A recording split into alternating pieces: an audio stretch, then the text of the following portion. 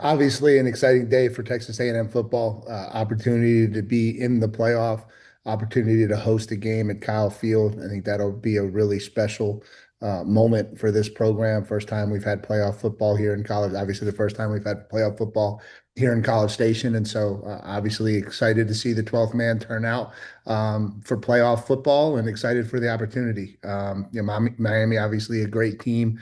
A team that I've got some familiarity with from my time at Duke. And I think Mario's done a phenomenal job with that program, building the talent level, and certainly one of the more talented teams in the country, and certainly going to be hungry to prove that the committee got it right by putting them in. And so it's going to be a huge challenge for our program, but certainly excited for the opportunity.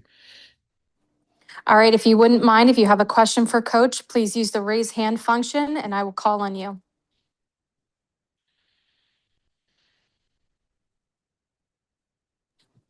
Travis, we'll begin with you. Yeah, Mike. Just first off, your thoughts on the seed that y'all ended up getting, and then also with the Cotton Bowl as a next destination, being able to win to be able to stay in the state. Really focused more on Miami. 7 is kind of their decision, and so great. Not really paying much attention about the next one. Yeah, really just kind of focused on the opportunity to play Miami. All right, Olin, why don't you go? Yeah, Mike, how much intrigue or angst was there to see who you would play, and how surprised were you to see Miami come up there instead of like Notre Dame that's would have been projected before? Yeah, I mean, not a ton, honestly. I think we were excited to see our name. I think we had a pretty good feel for the group of teams that it was going to be between. We've been in prep mode for that. When you get into the playoffs, you're playing talented football teams. And so, there wasn't really a ton of angst. I think it was just really cool moment to see Texas A&M pop up there at 7, and to know that we had accomplished, step one of where we want this program to go, which is getting into the playoffs. Alex Miller. Hey, Mike, thanks for the time. I know it's fresh, but what do you know about this Miami team from what you know about them right now, and just in general, what do you know? What characteristics maybe would you use to describe a Mario Cristobal team as someone who's played his teams before? Yeah, not a ton on this one, obviously. Just kind of started prep work and starting to dive into it fully. I think in terms of what you expect from them, they're extremely talented. They're going to be really long and athletic on defense. They're going to have a D line that's getting after the quarterback. I think you've seen that in just crossover highlights of watching over the years, and certainly got a chance to see them early in the year when we played Notre Dame. Offensively, they're going to be extremely physical. He's going to pride himself on how well the offensive line plays. And they got, some talented skill players. The little freshman slot they got is an elite skill player, and a really talented quarterback that certainly is familiar with SEC football. Carter, we'll go to you next.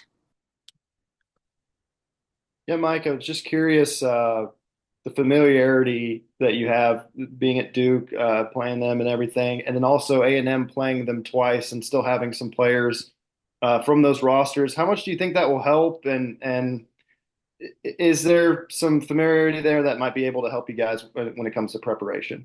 Yeah, maybe a little, but I think from a coordinator standpoint, I think both the coordinators have changed over since I played them. And I think there's been so much roster turnover on both rosters since the 22-23 games, that I'm not sure how much that will resonate either. I think it's a fresh opponent, which is always exciting. It's the one nice thing about not drawing, a team from your conference, is you get an exciting new fresh opponent. Gives you an opportunity to go just do something you haven't done before. Brian Davis.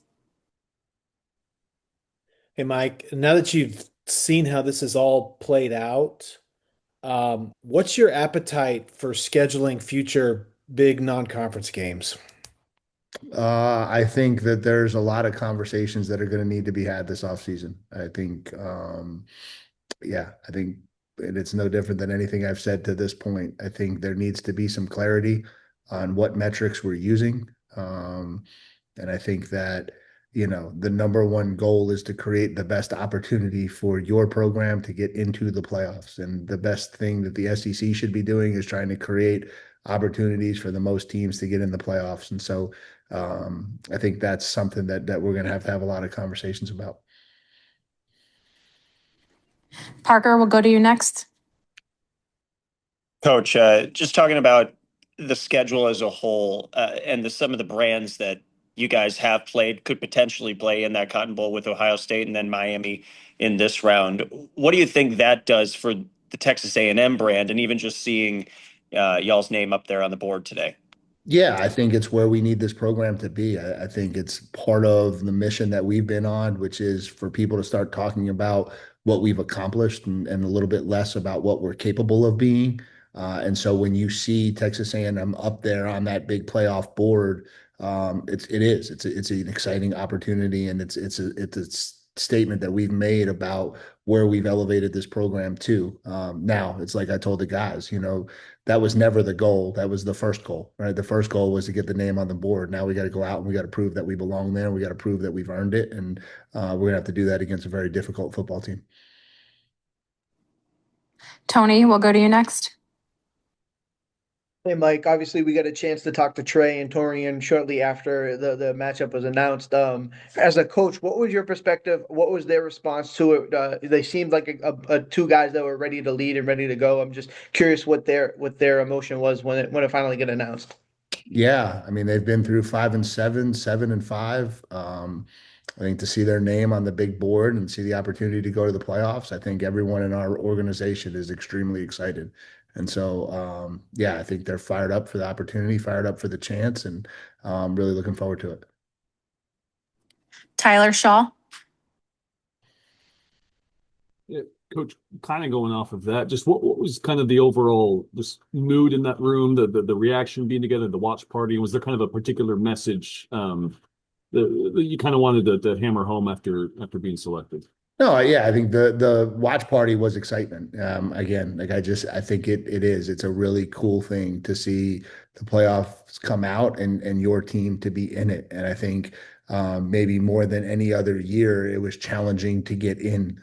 There's a lot of good teams that did not get in this year. And so we made a really, really difficult field to qualify for. And so I think that was the initial watch party. And then, we immediately transitioned over into the team room and started talking about prep and talking about, again, the goal isn't to get your name on a board. The goal is to advance, and the goal is to compete for the championship. And, that's going to be one game at a time, starting with Miami coming here on December 20th.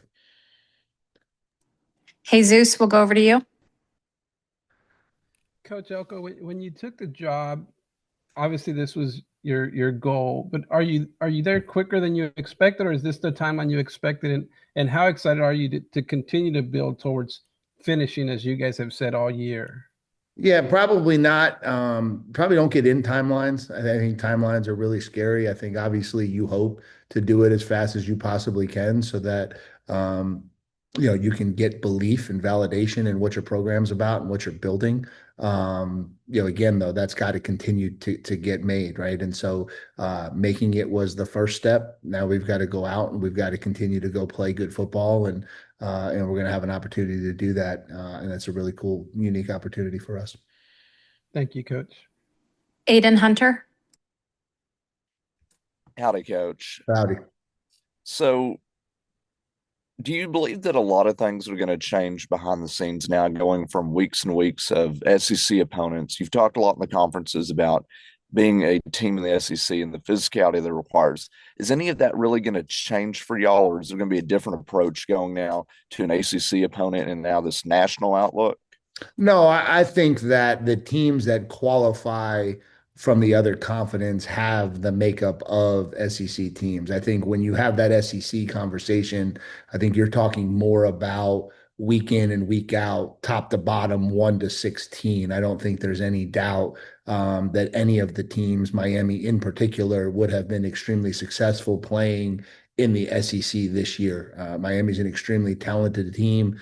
They've got a ton of NFL draft picks on that roster, probably as many as anyone we've seen, and maybe as many as anyone in this conference this year.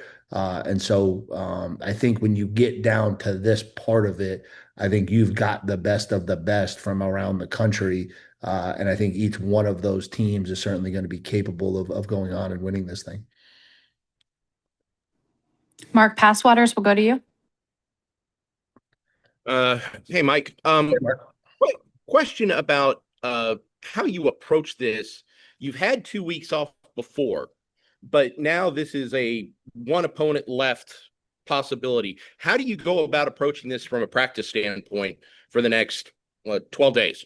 Yeah, I think we kind of are going to treat it like this is our bye week heading into game prep. And so, we did a lot of lifting and running last week, but really kind of got the kids off the practice field for a little bit to let the bodies heal and recover. This week will be like an accelerated early season bye week for us where we're trying to get back out and really tighten up fundamentals and get back to playing football the way we know how, fast physical football. And then as we hit the weekend, start transitioning into game week prep and try to get as normal of a game week preparation schedule as we can. Okay. Thanks, Mike. Yep. Christian from New Era, we'll go to you. Hey, Coach, congratulations on making the playoffs. When you guys have one of the more dynamic rushing attacks in the country, but when you look at Miami's defense over the last 4 games, they're number 1 in TFLs and they're number 2 in scoring defense. How are you guys? I know it's really early in the process, but how are you guys looking to pick apart that Miami defense that's been so stifling in the run? Yeah, I mean, they're a challenge. I don't know that it's possible to pick them apart. They're really big and physical up front. They've got NFL talent all over the place on that defense, especially in the front four. They're big, they're fast, they're athletic. I think they're going to present a ton of challenges to us. And so I don't know if I'm at anywhere near a point where I'm talking about picking them apart. We're just trying to figure out how to find yards right now. Adam from the Sun, we'll go to you. Hi, Coach. Thanks for taking the time. Kind of in the same vein, just obviously being in the SEC, your path hasn't crossed with Miami yet. How much do you know about them, having maybe caught them on TV a little bit? I don't know if you had a chance to squeeze in any film in the last 3 hours, but how much do you know about, what their strengths and weaknesses are right now? Yeah, no, trying to get familiar with that as quick as we possibly can. Obviously, you've got the extra preparation time, which will give us time. Certainly was able to identify last week that they would be one of the potential matchups for us. And so didn't do a deep dive, but certainly just kind of casually watched a little bit. And then we crossed over early in the year with Notre Dame. And so we got a chance to see their opener in pretty good depth. But certainly the team has changed from then. It's going to take everything we got here over the next few days to kind of really dive into them and see what they're all about and try to create a plan to give us the best chance to go out and have success.